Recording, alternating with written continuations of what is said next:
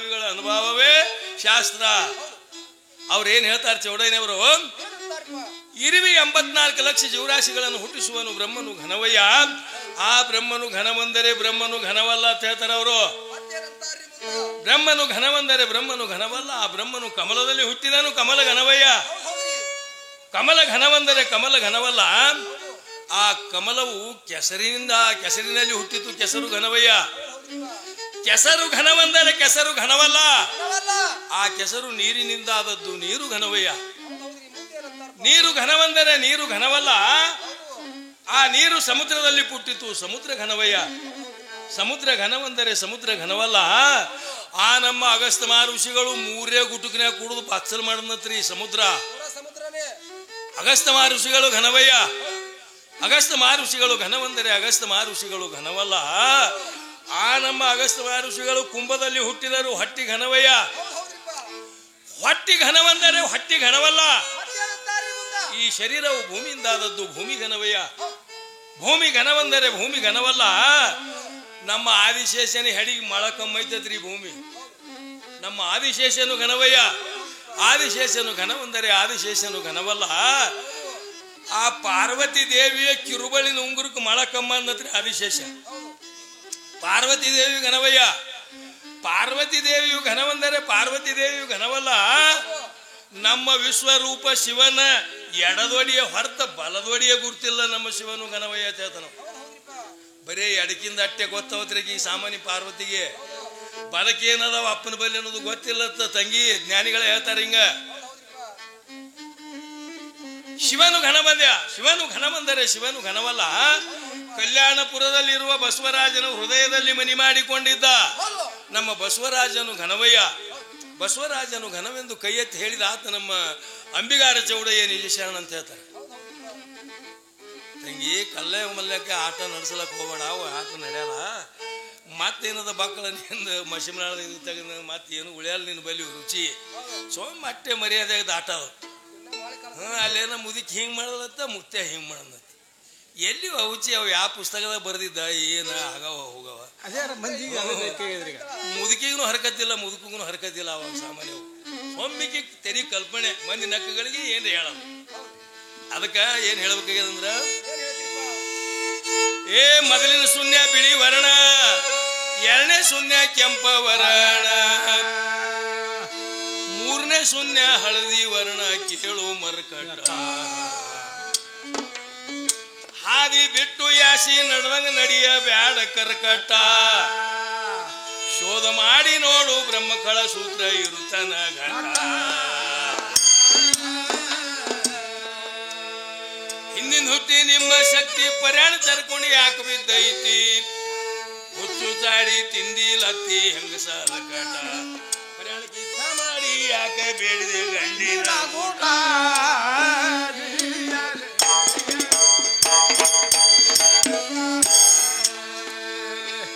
ಕಲೆ ಎಂಬ ಕೋಳಿಗೆ ಓಂಕಾರದ ಹುಂದ ಕೂಗಿ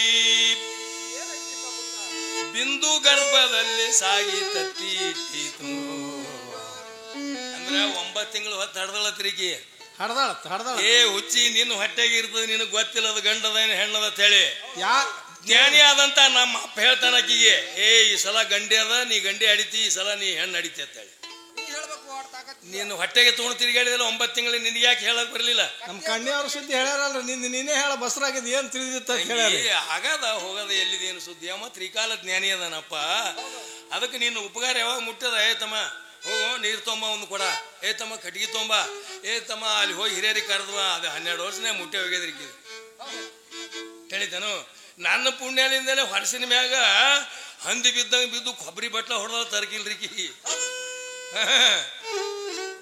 ನನ್ನ ಪುಣ್ಯದಿಂದ ಇಲ್ಲಕಂದ್ರೆ ನಿನಗೆ ಬುಟ್ಟಿ ತಿಪ್ಪ್ಯಾಗ ಪರ್ಯಾಣದಾಗ ಹಳಸಿದ ನುಚ್ಚು ಕೊಡ್ತಿದ್ದಿಲ್ಲ ಕೋಡಿ ನಿನಗ. ನನ್ನ ಪುಣ್ಯದಿಂದ ಹೊಡೆದಿ ಕೊಬ್ಬರಿ ಸಕ್ರಿ ಹೊಡೆದಿ ಅವನ ಗೌಡ್ರಿಗೆ ಅಡ್ರದ ಹಂದಿ ಆದಿ. ಅದಕ್ಕೆ ಏನ್ ಹೇಳ್ಬೇಕಾಗಿದ್ದಕ್ಕಿ ಅಂದ್ರ, ಕಲೆ ಎಂಬ ಕೋಳಿಗೆ ಓಂಕಾರದ ಹುಂದ ಕೂಗಿ ಬಿಂದು ಗರ್ಭದಲ್ಲಿ ಸಾಗಿ ತತ್ತಿ ಇಟ್ಟಿತು. ನಮ್ಮ ಹುಂಜಿನ ಪುಣ್ಯ ಸಹಸ್ರ ತತ್ತಿ ಭೂಮಿಗೆ ಬಿಟ್ಟಿ ಮೆತ್ತಿತು ಓಂ ಎಂಬೋ ಹೂಜ ಪ್ರಥಮೈಗಿ ಪಡ್ಡಿ ಮೆತ್ತಿತು ಒಂದನೇ ತತ್ತಿಲೆ ಶಿವ ಸರಸ್ವತಿ ಎರಡನೇ ತತ್ತಿಲೆ ವಿಷ್ಣು ಪಾರ್ವತಿ ಮೂರನೇ ತತ್ತಿಲೆ ವಿಷ್ಣು ಲಕ್ಷ್ಮಿ ಜನಿಸಲ್ಪ ಮೂರನೇ ನಂಬರ್ಕ ಪಾರ್ವತಿ ಜನಿಸಲ್ಪಟ್ಟಿತು ಇದು ಓದಿಕೊಂಡ ಪಂಡಿತರ ಮನಗಲಟ್ಟಿತು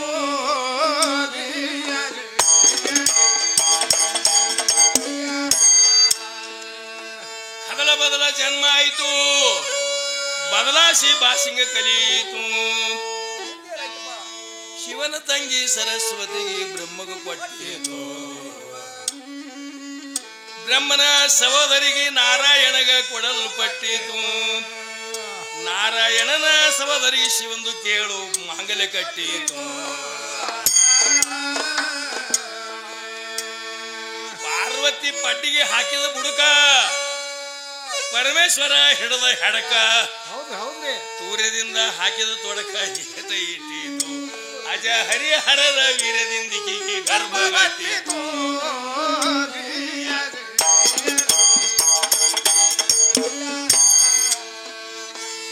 8800 ತತ್ತಿ ಇಟ್ಟಾಳಿವ್ರ ಪಾರ್ವತಿ ಮುಚ್ಚಿಟ್ಟು ಹೇಳ್ತಾಳ್ರಿ ಸರಸ್ವತಿ ಎಂಬೋ ಕೋಳೇಶ್ವರ ಮಾಡಿತು ತತ್ತಿ ಇಡುವುದಕ್ಕಾಗಿ ಆಶ್ರಯದಲ್ಲಿ ಜಾಗ ನೋಡಿತು ಇದೇನು ಜಾಗ ಆ ಮೂತಿ ಚುಚ್ಚಿ ಮರಿ ತೆಗೆದು ಮಕ್ಕಳು ಕೂಡ ಆಡಿತು ಸರಸ್ವತಿ ಮರಿ 300 ಲಕ್ಷ್ಮಿ ಮರಿ 800 ಎಲ್ಲ ಕೂಡಿ 10,000 ಲೆಕ್ಕ ಕೂಡಿತು ಮುಂಜಿನ ಹೆಸರು ಹೇಳಿ ಹಡಸ್ಯ ಕೋಳಿ ಜೋಗಳ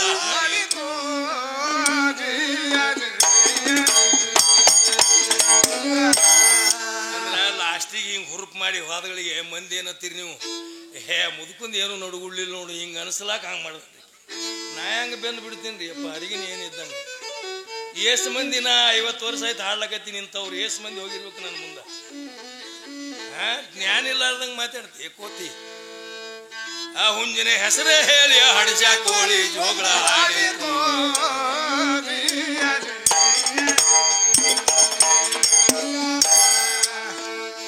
ಓಂಕಾರ ವಂಶದ ಮುತ್ತಜ್ಜನೆ ನಿನ್ನ ಬೆಳಿ ಬೆಳಿ ನಿನ್ನ ಬೆಳಿ ಬೆಳಿ ಎಂದು ಕುಡಿದು ನಿನ್ನ ಕಲೆ ಎಂಬ ಕೋಳಿಯ ಚಂಗತ್ವಳಿ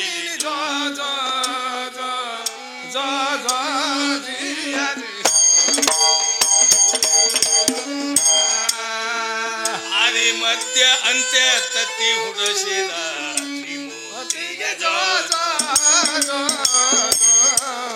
ಹೌದು ತ್ರಿಮೂರ್ತಿಗೆ ಬ್ರಹ್ಮ ವಿಷ್ಣು ಮಹೇಶ್ವರ ಮೂವರು ಸುಪುತ್ರರಿಗೆ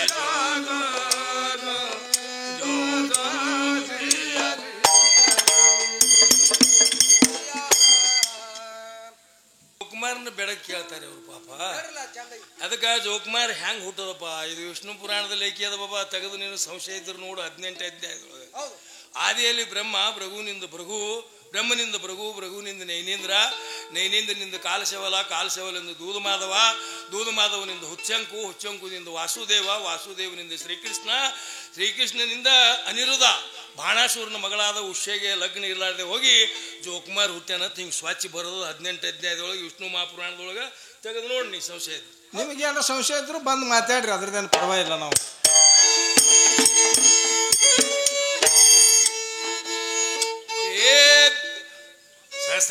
ಸಹಸ್ರ ಲಕ್ಷಾನು ಕೋಟಿಗಳ ಜನ್ಮದಾತ ನೀನು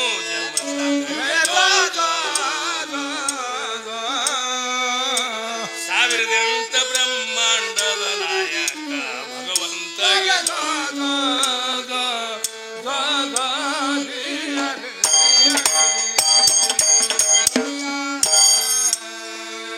ಜತಿಬೇಕು ಪತಿ ಒಬ್ಬ ಆತನಿಂದೆ ನಿನ್ನ ರಬ್ಬ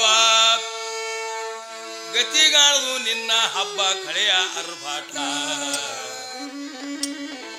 ಪತಿ ರಾಯ ಇರುವ ತನಕ ಶ್ರೀ ಕಾಣುವುದು ಮಠ ವಸ್ತ ಒಡವಿಕ್ಕಿಂತಲೂ ಹೆಚ್ಚಿಗಲ್ಲೇನ ಹರದೇಶವರು ಗೂಟ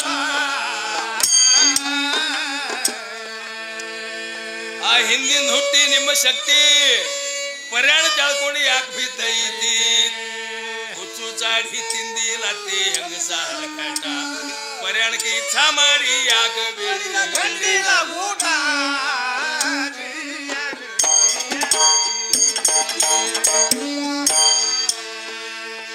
ಏ ಮಧುಮಚ್ಚರ ಮಹಿಷಾಸೂರ ಮಧುಮಚ್ಚರ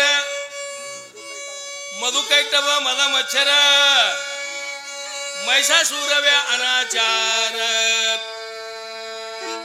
ಹಂಬನಿ ಸುಂಬಾರದ ಕೇಳ ತಂಗಿ ಸಂಹಾರ ಮಾಡುವಾಗ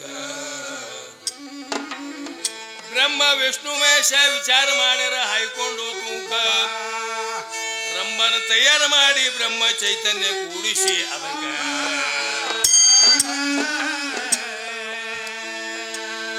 ರಾಜೇಶ್ವರಿ ನಾಮ ಇಟ್ಟು ಷಟ್ ಸಂಪತ್ತಿ ಶಸ್ತ್ರ ಕೊಟ್ಟು ಸ್ವಯಂ ಶಕ್ತಿ ಅಂದ್ರೆ ಹೆಣ್ಣ ತಿಳಿದೇನ ಮನಕ ಸುಳ್ಳೆ ಯಾಕವಾದ ನಡೆಸಿದ ನೀನು ಮಾನಿಗೇಡಿ ಮೂರ್ಖ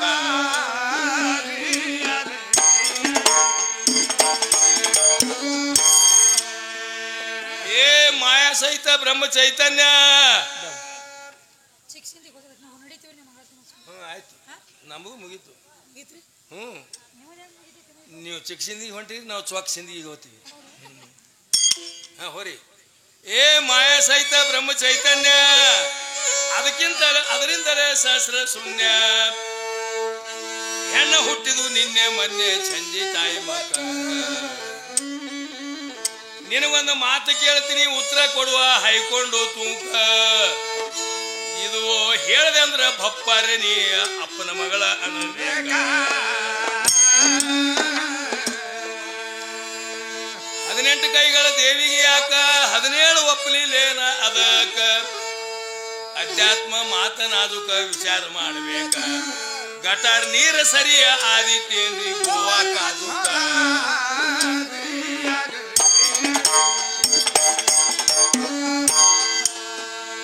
ಏ ಗಂಡ ಮೆಟ್ಟದ ಗರ್ಭಾಗಿಲ್ಲ ಮಿಂಡಿ ತಾನೇ ಬಸರಾಗಿಲ್ಲ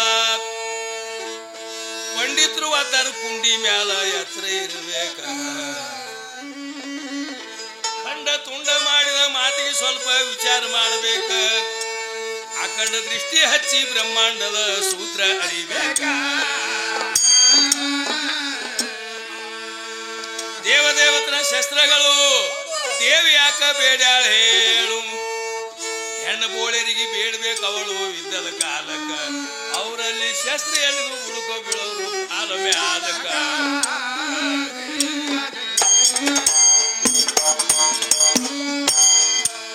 ಅಬೂಡ ಪಡ್ಕೊಳ್ಳ ಬುಡಬಾರಿಗೆ ನಿನಗೇನ ಗೊತ್ತ ಹೇ ಶಿವಗ